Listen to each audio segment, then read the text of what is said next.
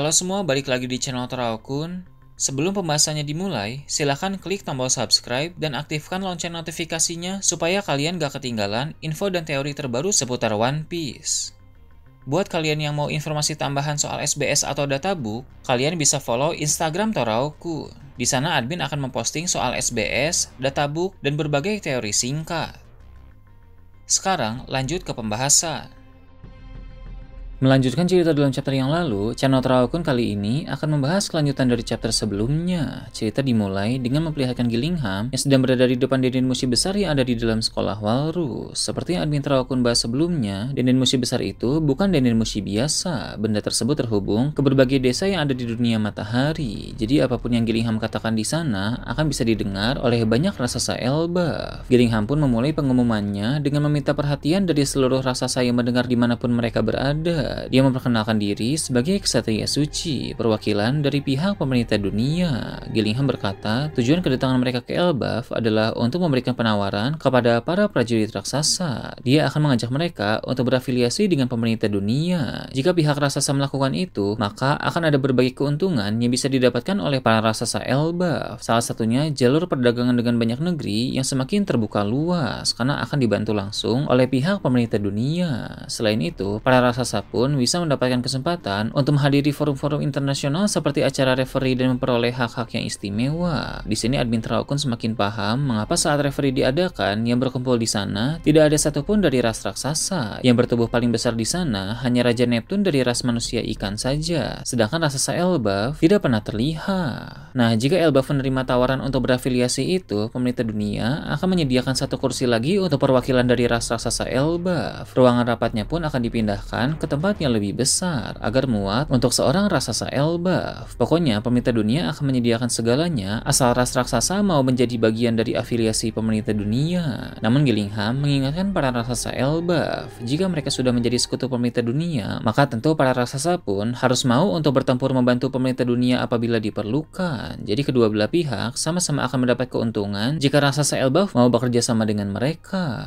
Gillingham juga bilang apabila pihak raksasa setuju dengan penawaran yang dia berikan, dia menjamin kekacauan yang sedang terjadi sekarang ini akan segera mereka hentikan. Sebaliknya, jika para raksasa menolak, maka kekacauan yang terjadi akan semakin besar. Dia juga menambahkan, saat ini banyak anak-anak raksasa yang telah berada di bawah pengaruh kekuatan ksatria suci. Jika para prajurit raksasa macam-macam, maka entah apa yang akan terjadi kepada anak-anak raksasa itu. Jadi Gillingham meminta mereka untuk memikirkan tawaran ini dengan bijaksana sebelum memutuskan. Dia juga paham bahwa pihak raksasa Elbaf akan butuh waktu untuk berpikir dan berdiskusi, sehingga dia akan menunggu mereka berpikir. Namun sembari menunggu, kekacauan tetap akan terus berlangsung sebagai bukti bahwa pihak pemerintah dunia tidak main-main dalam masalah ini. Semakin lama para raksasa berpikir, maka akan semakin jauh juga para ksatria suci membawa pergi anak-anak dari sekolah Walrus. Gillingham menegaskan mereka tidak akan bisa dihentikan. Setelah mengatakan itu, dia pun mengakhiri pengumuman tersebut. Dari admin Teraokun lihat, pengumuman ini bukan berisi penawaran biasa, melainkan penawaran yang disertai dengan ancaman serius. Bila pihak raksasa menolak, maka akan ada konsekuensi besar. Berbagai desa di dunia matahari pun mulai diperlihatkan. Ada banyak reaksi dari para raksasa yang mendengar pengumuman tersebut. Ada yang terlihat marah, ada yang terlihat panik, dan ada pula yang khawatir dengan nasib anak-anak raksasa. Sementara itu, sebagian raksasa yang ada di desa-desa sudah mengangkat senjata mereka untuk pergi ke sekolah Walrus, sedangkan sebagian lain diajak berdiskusi oleh para kepala desa. Karena para kepala desa itu tahu bahwa dalam situasi seperti ini tidak boleh sembarangan mengambil keputusan. Kemudian dunia surga pun akhirnya ditampilkan. Ternyata denden musi dari sekolah Walrus itu tidak hanya terhubung ke berbagai desa di dunia matahari saja, tapi juga terhubung langsung ke dunia surga. Sehingga para bangsawan dan para prajurit elit raksasa bisa ikut mendengar perkataan dari Gillingham. Seorang karakter baru yang merupakan salah satu pemimpin prajurit di sana pun menghadap seorang bangsawan Elbaf. Dia meminta izin untuk dikirim ke dunia matahari agar dia bisa menghabisi para penyusup dari pihak pemerintah dunia itu. Karakter yang satu ini terlihat sangat tangguh, sehingga sehingga admin Traukun menduga bahwa dia memang sosok yang sangat kuat karena sejauh ini raksasa kuat yang diperkenalkan memang masih sangat sedikit. Namun si bangsawan memintanya untuk menahan diri sebab pertama-tama dia ingin memanggil para bangsawan raksasa lain terlebih dahulu untuk mengadakan rapat penting di situasi yang darurat. Dalam keadaan seperti sekarang, penting bagi para petinggi untuk membicarakan dulu tindakan dan keputusan apa yang akan mereka ambil karena apapun keputusan mereka akan membawa dampak signifikan terhadap nasib negeri Elbaf. Kembali ke area sekolah Walrus, bajak laut Giant Warrior yang tadinya bersama dengan Skopper Gaban sudah berpisah ke dua tempat yang berbeda. Dory dan Brogy menuju ke dalam sekolah Walrus, sedangkan Gaban seperti yang admin Traukun bahas sebelumnya, dia datang untuk menyelamatkan Kallen dan bertarung melawan Gunko. Dalam pertarungan tersebut, Gaban bisa melancarkan serangan yang tidak dapat dipulihkan secara instan oleh teknik regenerasi Gunko, sehingga Gunko mesti bertarung dengan sangat hati-hati. Sementara itu, Dory dan Brogy masuk ke dalam sekolah Walrus, sehingga mereka bertemu dengan Gillingham.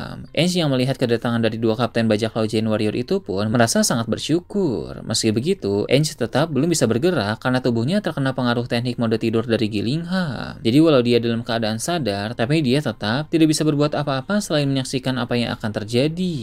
Tanpa berlama-lama, Dory dan Brogy pun langsung menyerang Gillingham. Mereka memakai teknik serangan yang sangat kuat sampai menimbulkan lubang besar di dinding sekolah Walrus. Dory dan Brogy pun meminta maaf kepada Ange karena menimbulkan kerusakan parah, tapi di sisi lain mereka juga tidak bisa menahan diri sebab mereka tahu bahwa musuh yang mereka hadapi saat ini bukan musuh yang sembarangan. Serangan tadi membuat sebagian tubuh Gillingham menjadi hancur lebur. Namun sama seperti yang sudah admin Traukun duga, Gillingham langsung beregenerasi. Tidak seperti Gaban yang bisa mengatasi kemampuan regenerasi Gunko, Dory dan Brogy ini belum tahu caranya sehingga serangan gabungan mereka masih bisa diatasi oleh Gillingham. Melihat Gillingham bisa pulih dengan instan, membuat Dory dan Brogy langsung teringat akan para monster yang mereka hadapi di Pulau Egghead beberapa waktu yang lalu. Seperti yang sudah admin Traukun bahas puluhan chapter yang lalu, dua raksasa itu sempat bertarung melawan Gorosei di Pulau Egghead. Jadi mereka sudah tahu soal kemampuan regenerasi milik para petinggi pemerintah dunia itu. Dory pun berkata, rupanya lagi-lagi mereka harus berhadapan dengan kemampuan merepotkan itu. Menurut Dory, sulit untuk bertarung dengan orang yang tidak bisa mati. Brogy pun menanggapinya dengan bilang, dia yakin mereka itu bukannya tidak bisa mati, tapi Dory dan Brogy saja yang belum tahu kelemahan dari teknik regenerasi itu. Sebenarnya, Gaban sempat bercerita kepada Dory dan Brogy soal kemampuan regenerasi milik para petinggi pemerintah dunia itu. Hanya saja Gaban belum sempat melatih mereka berdua, karena keadaan yang menjadi kacau secara tiba-tiba. Brogy pun bilang, kalau saja Gaban sempat melatih mereka cara mengatasi kemampuan regenerasi itu, sang ksatria suci di hadapannya pasti sudah hancur berkeping-keping. Admin Traukun mengerti mengapa Gaban belum sempat melatih Dory dan Brogy, karena memang jarak pertemuan mereka dengan kekacauan yang terjadi sangat singkat sehingga tidak ada waktu untuk melatih mereka berdua. Dory pun lalu berkata, kalau begitu mari buat tubuh musuh di hadapan mereka itu menjadi hancur terus-menerus dan lihat apakah ada batasan dari teknik regenerasi tersebut. Yang bisa mereka lakukan sekarang ini hanyalah terus-menerus menyerang dan lihat sampai mana batas regenerasi milik Gillingham. Gillingham yang ada di hadapan dua raksasa itu pun langsung tertawa. Dia bilang mereka berdua terlalu bodoh jika berpikir dia akan membiarkan dirinya terkena serangan terus-menerus. Gillingham berkata, yang ada malah dia yang akan menyerang dua raksasa itu untuk memberi mereka pelajaran agar tidak sombong di hadapan seorang dewa. Ksatria suci memang berasal dari kalangan Tenryubito, sehingga mereka merasa diri mereka adalah seorang dewa. Jadi admin Traukun tidak heran jika mereka selalu saja bersikap arogan. Gillingham pun segera bertransformasi ke dalam mode Full Zoan, di mana haki yang sangat kuat terpancar dari tubuhnya. Dory dan Brogy yang melihat perubahan Gillingham serta merasakan haki kuat itu saling berbisik. Mereka sepakat untuk memancing pertarungan tersebut keluar sekolah Walrus agar mereka berdua bisa mengamuk habis-habisan tanpa menghancurkan bangunan lebih parah lagi.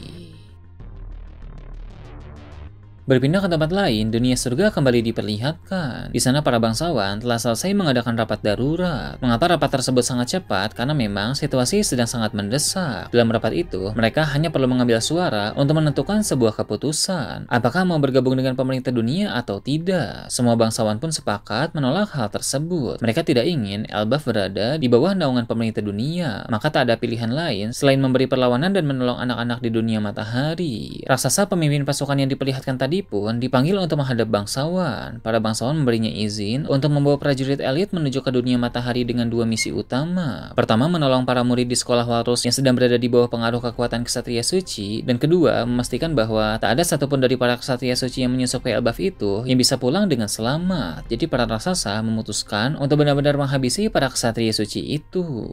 Memang mereka tahu perlawanan para raksasa ini akan memicu perang dengan pemerintah dunia, tapi tak ada pilihan lain daripada harus tunduk pada mereka dan menurunkan harga diri bangsa Elbaf. Salah satu hal yang membuat mereka menjadi berani berperang melawan pemerintah dunia adalah kehadiran dari Luffy di Pulau Elbaf. Luffy sebagai pemilik kekuatan Dewa Matahari Nika sekarang ini sudah berada di Pulau Elbaf. Selain itu, di saat yang bersamaan, kekacauan besar pun terjadi akibat ulah dari pihak pemerintah dunia. Nah, dari ramalan Elbaf yang sudah admin Terakun jelaskan sebelumnya, dikatakan bahwa kekacauan di Pulau Elbaf adalah awal mula untuk perang besar yang akan melibatkan seluruh dunia. Luffy sebagai pemilik kekuatan Dewa Matahari Nika akan menjadi tokoh kunci dalam perang besar tersebut. Jadi menurut para bangsawan Elbaf, tidak ada yang harus mereka khawatirkan karena perang akhir sudah berada di depan mata. Gunko juga sempat menyinggung dalam chapter yang lalu bahwa keberpihakan para raksasa Elbaf akan berdampak sangat signifikan, dan kini akhirnya terjawab sudah bahwa para raksasa Elbaf sudah memutuskan untuk berpihak pada Luffy dan melawan pemerintah dunia.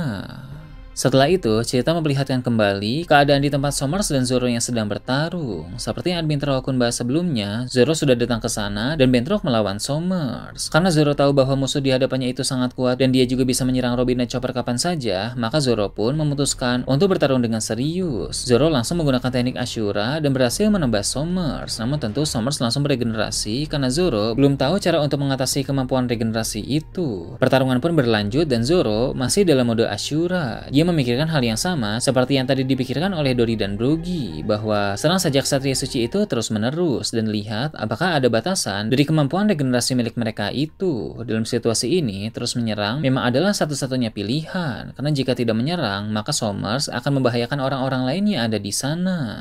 Kali ini, Zoro mencoba untuk menggunakan serangan berputar sama seperti yang dia lakukan kepada Kaido dalam perang Wano kemarin. Zoro pun melancarkan serangan itu kepada Somers, dan lagi-lagi, Somers berhasil tertebas. Bahkan luka tebasan kali ini lebih banyak dari sebelumnya. Jika serangan sebelumnya hanya bisa memberikan satu tebasan saja ke tubuh Somers, nah kali ini, tebasan Zoro yang berhasil terkena telak di tubuh Somers ada cukup banyak. Ada sekitar 9 tebasan sesuai dengan jumlah ilusi pedang Zoro dalam mode Ashura. Somers lagi-lagi beregenerasi secara instan. Tapi dari yang admin Terakun lihat, kali ini regenerasinya lebih lambat dari sebelumnya. Jadi ternyata semakin banyak luka yang dia terima, maka regenerasinya akan semakin melambat karena proses penyembuhan tidak bisa fokus pada satu area tubuh. Jadi kuncinya memang adalah terus-menerus menyerang sampai Ksatria Suci itu terpojok. Sepertinya memang ada suatu batasan tertentu dari kemampuan regenerasi itu.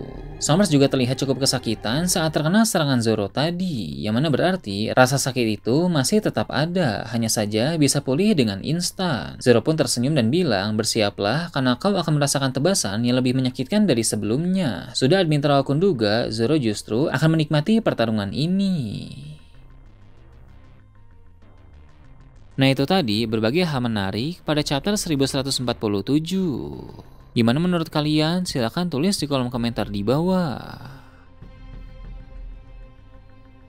Oke, segitu aja untuk pembahasan kali ini. Jangan lupa like, share, dan subscribe untuk video menarik selanjutnya. Gue Terakun, Shambles.